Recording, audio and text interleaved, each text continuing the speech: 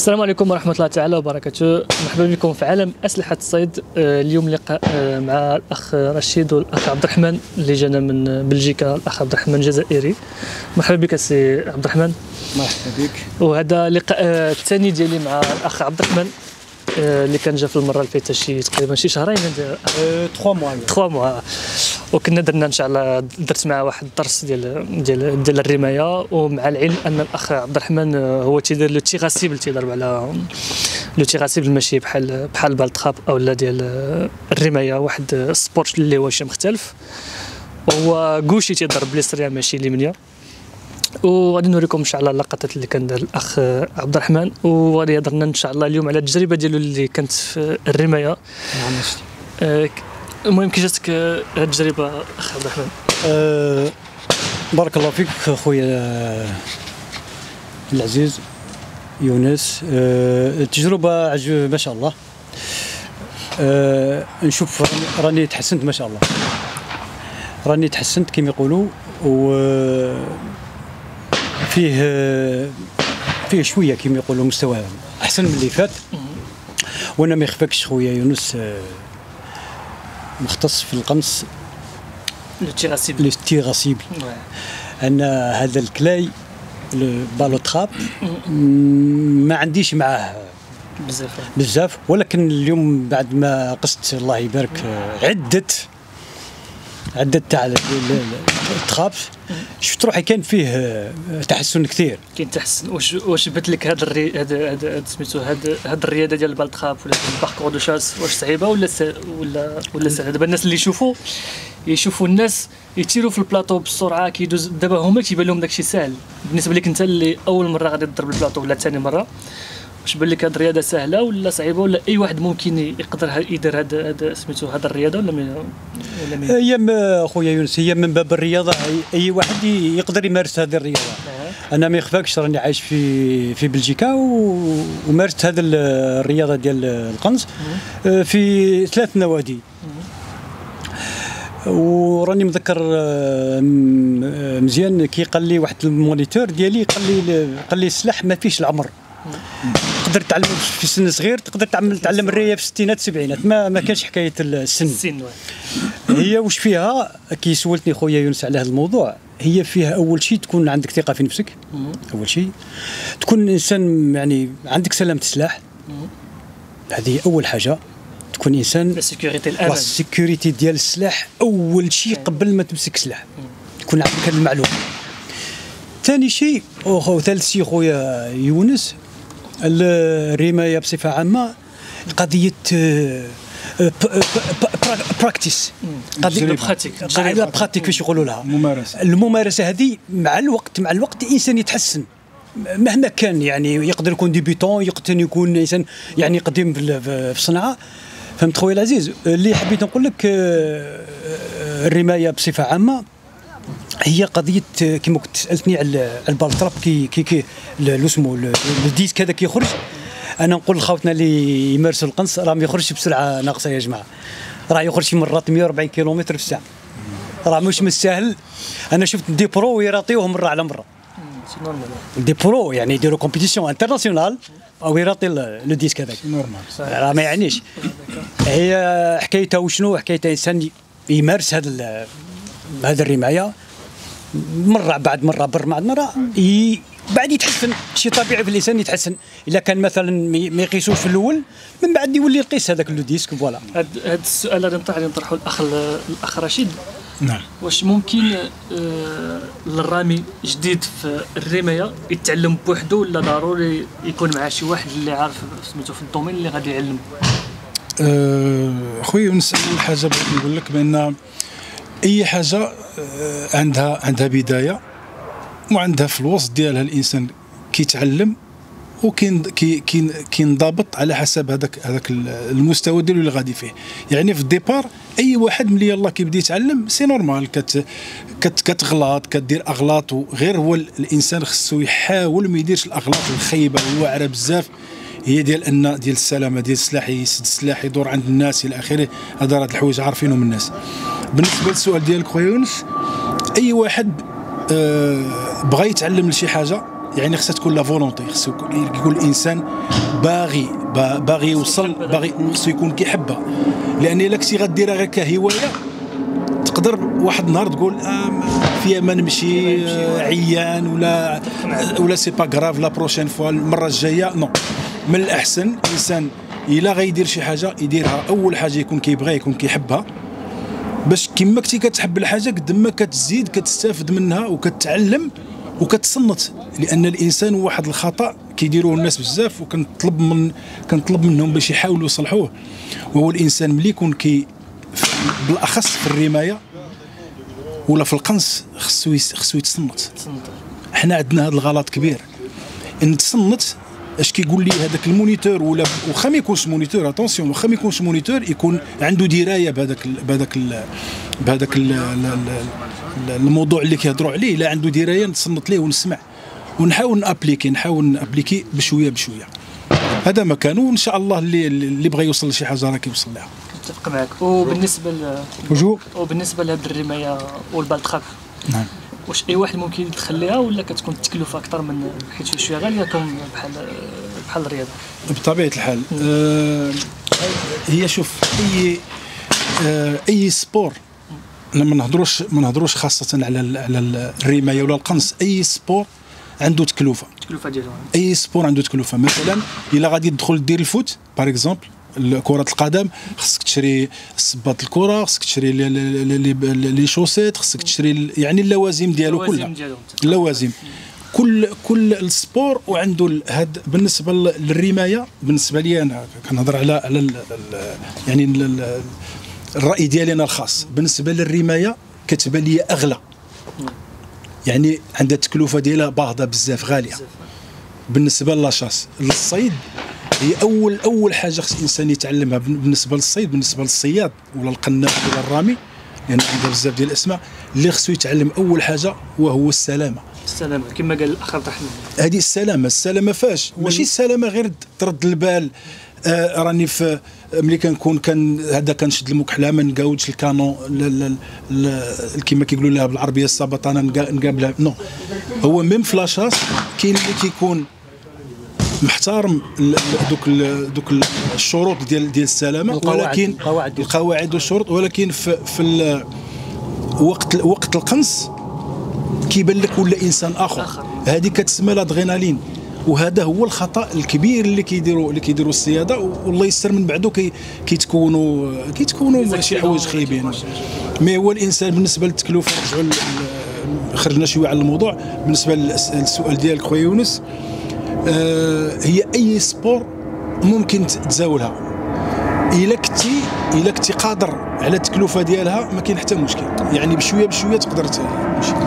هذيك القضيه الاخوان هنايا في فرنسا ولا في اوروبا بشكل عام، حيت كنت هضرت مع الاخوان في المغرب. واحد الاخ عنده 17 عام مشى للنادي ديال الرمايه وقال لهم شنو ممكن انا بغيت نسجل في الرمايه. قالوا له ودي الا ما كانش شي واحد باك صياد ولا شي صاحبك صياد ما يمكنش تجي عندنا للرمايه، خص شي واحد يكون عنده سلاح اللي تجي تعلم معاه. حنا هنا في النوادي ديالنا في فرنسا ما تيقولكش هاد الهضره. ملي كتجي النادي، اي نادي هنا في فرنسا، تيعطوك سلاح من عندهم، كيعطوك لي كارتوج عندهم، وكما شفتوا معنا راه كتخلص واحد لا سيرونس ديال 6 اورو لا جورني، وكيبداو معاك التدريب بشويه وكتنخرط. واخا ما كيكونش عندك هنا في الرمايه ممكن تبدا تير على 12 عام 13 عام ممكن تبدا هنايا في النوادي ديال الرمايه، بعكس مثلا في المغرب ولا في الدول الاخرى. في المغرب كتكون شويه القضيه صعيبه، ما كتتاحش لهم هذه الفرصه انهم مثلا انا ملي كنت في المغرب راه ما يمكنش ندير الرمايه ولا الصيد، حيت اصلا ما معطيش لاي واحد في المغرب، ومع الصعوبات ديال الوثائق. دابا بحال الصيد في المغرب تيطلبوا لك شهاده العمل ولا بزاف ديال الوثائق اللي ما يمكنش يتوفروا عند شي واحد اللي عنده 18 عام. يعني دابا الاخوان اللي عندهم 13 عام ما يمكنش يصيد، ولا 13 عام ولا 20 عام ما يمكنش يصيد على هذا الحساب هذا، حيت خصو شهاده العمل وخصو بزاف ديال الحوايج. نرجعوا للرمايه.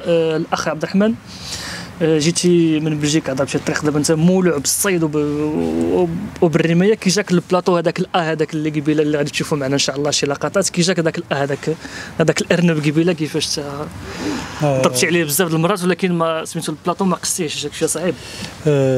بارك الله فيك خويا يونس.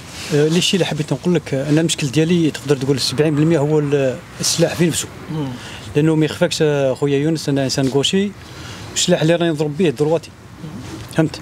هذه باش نكون صريح معك، انا كي نمسك البندقيه ونسدد بها ما تبليش بحال مش سهل نقيس، هو يبان لكم انتم سهل باش نقيسوا، ولكن بحال انا غوشي وكما تقول انت والفوزي هو ديجا بور ان درواتي، راني كما يقولوا عندي معركه مع السلاح عاد باش عاد مع البلاطو.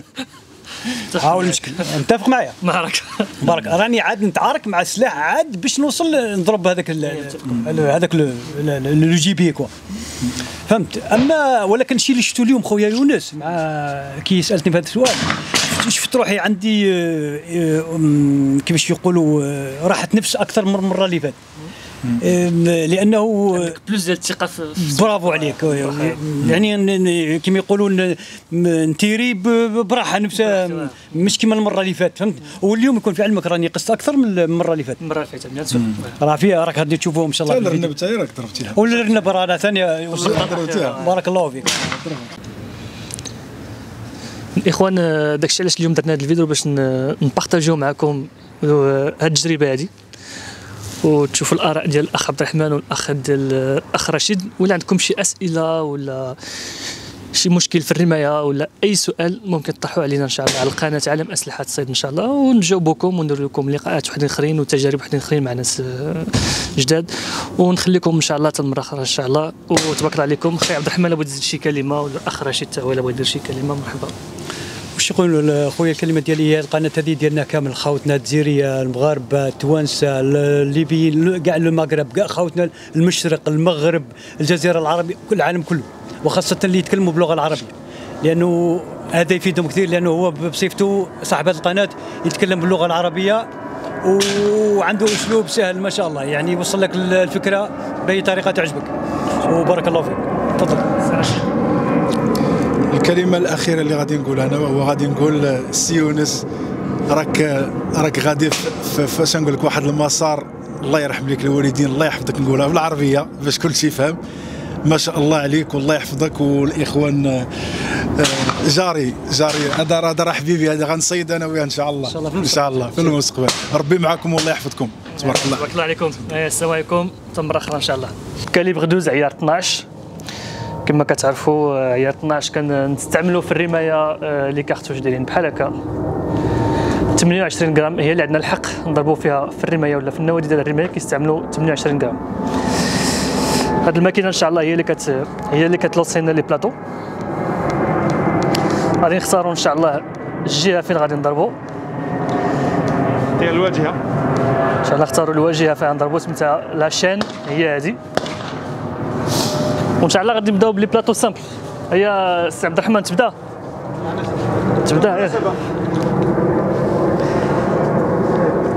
غادي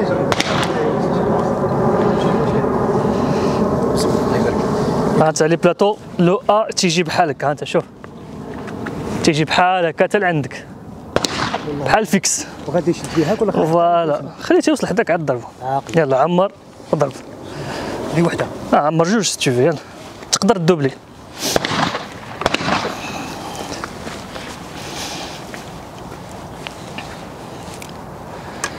غادي تجيني هاك. يلا سي عبد الرحمن. الميكروفون عندك يونس؟ عندي بيان سور. المهم ملي يقرب عاد ضربو، فهمت؟ ضربو هكا فيكسي. يلا كون تو فو. قول. هو جايك بشويه، برافو. حل البندقيه الضربه الاولى. ديجيكتيه؟ واه ديجيكتيه. الله يحفظك نحيد هذا ما كاينش مشكل. سبا غاف نجمعوا على فا. واش الخلل؟ دابا هذا السي عمي صالح صعيب شويه الا ما كنتيش عارف دير لافونس. دابا هو تيطلع تيخرج بواحد لا فيتاس شويه بالزربه بسرعه كيوصل لواحد النقطه تيغالونتي تيحبس. هذيك النقطه فاش غادي يحبس هي فاش خصك تضربو. الا ضربتيه قبل ما يمكنش تضربو، من بعد ما يمكنش تضربو حيت كيهبط بواحد لا فيتاس عاوتاني مزيانه، فهمتي؟ يعني ملي تيطلع تيوصل لواحد النقطه تيحبس عاد كيهبط. صافي.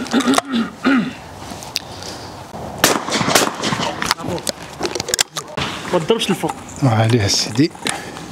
عاد بشويه خويا يونس مع عندك الوقت، ها بشويه. كون تو وي. تحت. نو. فوالا. عرفتي علاش ضربتيه لتحت؟ حيت جا هابط هبطو. وجاك نيت الكانو هابط، فهمتي؟ تفضل. حاول تضرب البلاطو من سميتو من التحت. خرج لي غير الاو ولا خرج لي واحد هي هو اللي صعيب، الاخرين شويه مزيانين.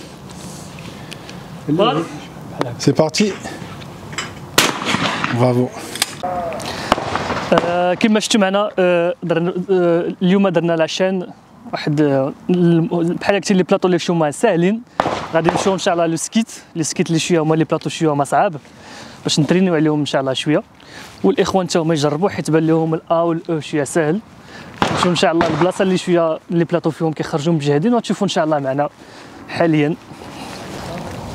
في الباركور دو شاس ديما كيكونوا ثلاثه ديال لي بوست. كيكون بوست 1 اجي الصور عمي صالحنا باش تشوف. لو بوست 1 كيكون ا بي سي دي او. بوست 1 وعندكم لو بوست 2 وعندكم بوست 3. ان شاء الله نديرو بوست 1 وندوزو للبوست 2 وندوزو ان شاء الله للبوست 3. ازوميتي بزاف واقيلا. كيما قلت لك عمي صالح، هذا البوست 1 وكاين بوست 2 بوست 3. بوست 1 غادي نضربو فيه ا و بي سي و دي او. هما اللي تشوف ان شاء الله لي بلاطو اللي غادي يخرجوا حاليا.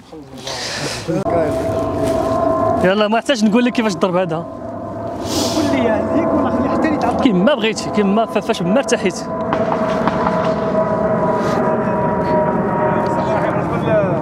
من الأ، إلا بغيتي تشدو في الأ تشدو في الأ. يلا كون تو فو.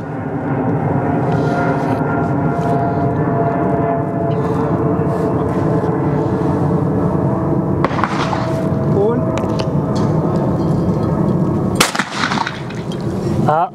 انت ها كنضرب اسيدي الارنب ديالي ترونكيل بسلام، ونضربو قبل من الخشبه. سي عبد الرحمن ها انت شوف، ها انت هاي تفرسكاز كاع خافت منه هذا. الله يبارك خويا، الله يبارك. قبل من الخشبه، فهمتي؟ يعطيك الصحه.